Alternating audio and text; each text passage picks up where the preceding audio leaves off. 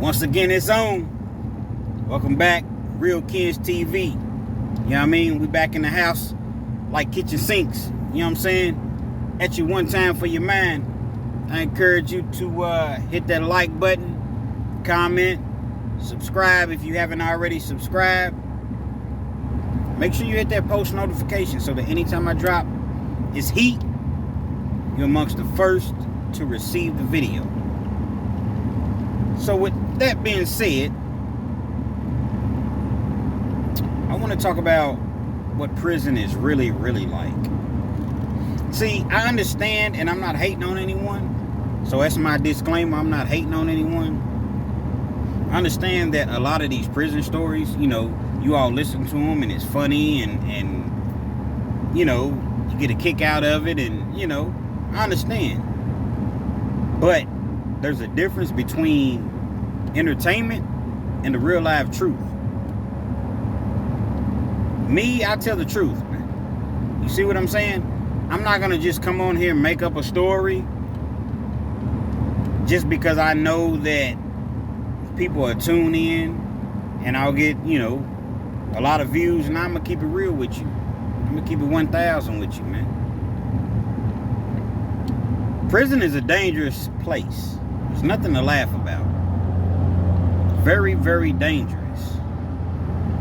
You know, and I know we all watch the Fleece Johnson interviews and stories, and you know, we're entertained. I'm entertained. I laugh. I don't believe all that shit, but I laugh. You know what I'm saying? It's entertaining. But that guy's resilient to make it for 40 years in prison, especially where he was at Eddyville during the 70s, 80s, and 90s. Eddyville wasn't no joke. Hell, to me, it still ain't no joke. So that guy was resilient to come through that. But my thing is this. When you go to prison, you don't know if you're going to make it back home. That's the truth of the matter. Depends on where you go, and depends on who's there when you get to where you're going. Especially when you go to like prison, because a lot of the prisons, you know, especially back in the day, you was in a cell with somebody. You know, a long time ago, when you went to prison, you had a cell by yourself. And then they started putting two men in a cell. Along the lines, they realized that locking people up is a business. So we're not talking about like the people that kill people, or the violent offenders, or the people that do things to kids and the elderly. No, I'm talking about they're trying to lock anybody up that breaks the law at this point. Anybody. Then you have sentence enhancements. So you may be a petty thief, but because you've been in trouble, you know, prior to you catching a case, they're going to enhance your sentence 5 to 10 years. It's a business locking people up. That's why you have private prison owners. That's why people got mad at Michael Jordan for years. He didn't care. You got a lot of these celebrities that are private prison owners, but they're not going to allow it to get out in the media. So like I was saying, man, you know, prison is a dangerous environment. And it's one particular situation, and I spoke on it earlier. Matter of fact, I did a video on it already. It was a few months ago, but I'm going to do it again. I'm going to do it again, man. It was an OG. Now, he was probably, I want to say at the time when this occurrence happened, maybe 50, 51, 52, somewhere in that range, you know what I mean? Never been in trouble a day in his life. Never. Had been in his job for like probably 30 years. Started working young and just stayed at the same job. Been in his job for like 30 years. Maybe in the 20s, mid-20s. Dude came at him with a knife. They had a disagreement. They was in the kitchen at the guy's house. The guy came at him with a knife, stabbed him twice. The OG was able to make it out of the house. when he made it out of the house, he went to his truck. Had a nice truck, like maybe a Silverado or, you know, something like that. He goes to his truck. He comes back with a shotgun. Kicks in the door, because by the time the dude had, you know, stabbed him a couple times and he had went out, he had locked the door. Kicks in the door. The guy's still in the kitchen. He shoots him with the shotgun. Bow! Blows his leg off. Not literally, but you know what I mean. Shoots him again. I think he ended up shooting him like 3 times. But he leaves. The guy lives. By the grace of God, for him, he lives. And of course, he calls the police and presses charges. He's not telling the police that he done stabbed this man twice. Nah, he forgets all of that. Police come, arrest the man at his job. I think he ended up doing like 19 years. But not to get ahead of myself. So let me rewind back, if you will. Y'all ride with me. It's a long story, man. Y'all vibe with me, man. It's one of them stories to where you on the highway or you trying to go to sleep or you just, you know, whatever. This is not going to be one of them 6-7 minute stories, man. So, at any rate, they're arresting. You know, he's fighting the case. He has a nice career going, so I believe that he makes bond. Well, I know that he makes bond. And you know, he's going back and forth to court for like 2 years. Well, he goes to trial with it because he didn't feel like he did anything wrong. Guy that stabbed me twice. Not with a butter knife. Got stabbed with one of them Jason Myers, you know what I'm saying, Michael Myers knives. I said Jason Myers. So that's going to be a new thing because they both use knives. So he got stabbed with a Jason Myers knife. You know what I'm saying? So, you know, he goes to trial. Has a nice lawyer, you know what I'm saying? Expensive an attorney. The jury convicts him and gives him, I believe, 35 years. On the basis that once you left that house, you were no longer in danger. You should have called the police and let them handle it. Not only did you not call the police, you went to your truck where you could have driven off, came back, kicked the door in, so that's burglary, and shot the dude 3 times. They gave him 35 years for that. A man that's never been in trouble a day in his life. Raised, you know, 4 or 5 kids. Been on his job, you know, several years. Was married, you know, paid his taxes. Good tax-paying citizen. That's why I say you never, ever say never. This could happen to you. Don't think that this can happen to you. The heat of the moment, you don't use better judgment, you find yourself in the penitentiary. So don't judge people. So, he gets locked up, send him to prison. Now, he got 35 years, I believe it was 35. But the good part is, they didn't give him the 35 years violent. See, here in Kentucky, you can get sentenced under a regular sentence, and you can get the truthful sentence. The truthful sentence used to be, you had to do 50% of your time if it was violent. Like if you robbed somebody with a gun, or you shot somebody, and they died, or if they didn't die, but you used a weapon, knife, or something like that. A lot of times you're going to get 85%. But back then, it was 50%. He escaped both of them and just got a regular 35 years, which means he does 20% of his time. He had 30 years. That's what he had, because he did 6 years to the parole board. So he had a regular 30 years, which means you do 20% of your time, and then you go up and you see the parole board, and you could potentially get out. He's in a cell with a guy, and they get along just fine. They don't really have no real issues. You know, you mind your business, I mind mine.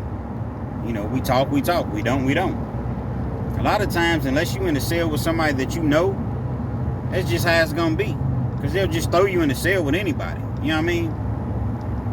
Now, they're not gonna throw a black guy in a cell with a white guy or a Mexican guy, or vice versa. But what does that really mean? I might get along better with the white guy than I do with the black guy that I don't know. She threw me in a cell with. So he's in the cell with dude, and when you're locked up, every single thing irritates you. Everything. Somebody might sneeze too much. You know, somebody might. I done seen somebody get their noodle pushed all the way backwards because they tossed and turned too much in their sleep. Sleeping on the top bunk. The guy on the bottom bunk, you know, every time the guy on the top bunk turned over, it popped and made like a popping noise. The guy on the bottom got tired of that. Split dude's wig. So everything in the penitentiary, jail, however you want to call it, irritates. You may get a bad phone call. You may lost your money in a poker game. You may have been trying to call home and ain't nobody answering the phone. Or you check the phone and ain't no money on the phone, ain't no minutes, because you have to pay for minutes. You don't got no money, you can't call home. You may have received a bad letter, your girl's telling you, your wife, what have you, listen, I can't do this anymore, I've moved on, anything. But in this particular situation, the guy was a snorer. Snored really, really loud. Now, if you've been locked up with somebody, you understand that when you're in a small cell and somebody's snoring, it bounces off the wall. It's hard to sleep around somebody that snores when you're in an open dorm. If you all that don't know, an open dorm's like army barracks. Got bunk beds, but they're metal. So, you know, in prison you call them racks. So you have all that space and it's hard to sleep. So just imagine in a small room about the size of your bathroom and somebody's snoring. Now here it is, they're snoring, sound asleep, but you can't get any sleep because they're snoring. So we told the dude, hey man, we're gonna have to work something out because, you know, I can't get to sleep at night because you snoring. But the guy's like, I mean, brother, I mean, you know, what do you want me to do? I can't help it. I don't snore on purpose. On purpose. I don't mean to snore. So, you know, it goes on for a while. Not that long, but it goes on, you know, a couple weeks or whatever. The OG's like, hey, man, you're going to have to get up out of this cell, man. I mean, nothing personal. I'm not trying to bully you. I'm not trying to, you know, truck you, which means bully in the pen or in jail. I can't do it. I can't get any sleep. You know what I'm saying? You're going to sleep before me, and you're keeping me up all night. Dude's like, look, man, I done already told you, man. Ain't nothing I can do about it. So I think that the OG ended up going to the administration, you know, your caseworker. Everybody has a caseworker when you're in prison, man. And that's the person that you go to, you know, anytime you have problems or you have a visitation list that you're trying to turn in, or you want to change people that's on your visitation list, or just anything. When you're about to go for parole, your caseworker is the person that you go to while you're in prison. He goes to the caseworker, tells him the situation. They say, unfortunately, Mr. We're going to call him Mr. OG. Mr. OG, you know, that's not good enough reason to move him out of your cell. Now, if you want to find somebody on your own that's willing to move in and trade him out cells, then okay, you can do that. But otherwise, there's nothing we can do. OG, he's fed up. But he likes the dude. So he don't want to do anything to him. Now, mind you, dealing with a violent person, man. Even though he ain't had no record, man. He even still shot somebody 3 times with a shotgun, and his intention was to kill him.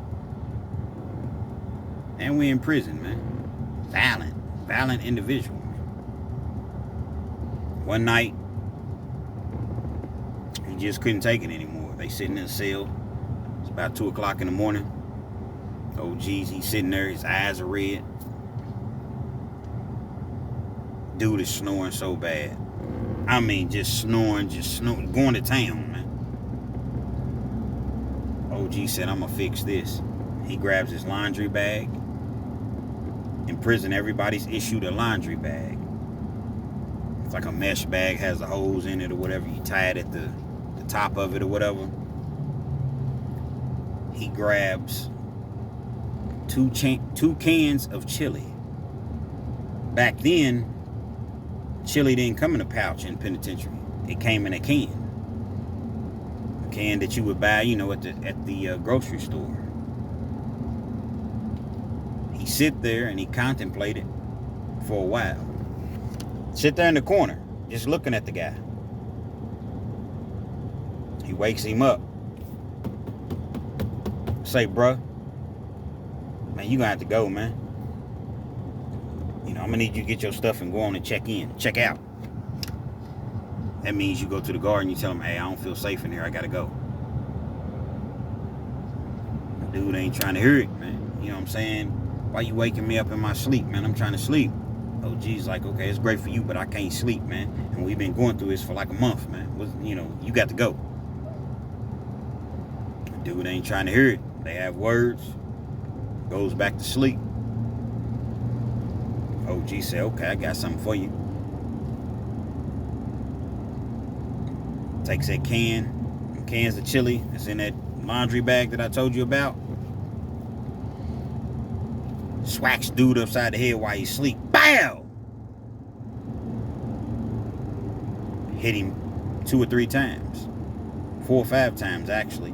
Because the OG told me, once I hit him the first time, hell, I might as well keep going. Ain't no sense of me just hitting him once. And he went to town on him, man, while dude was asleep.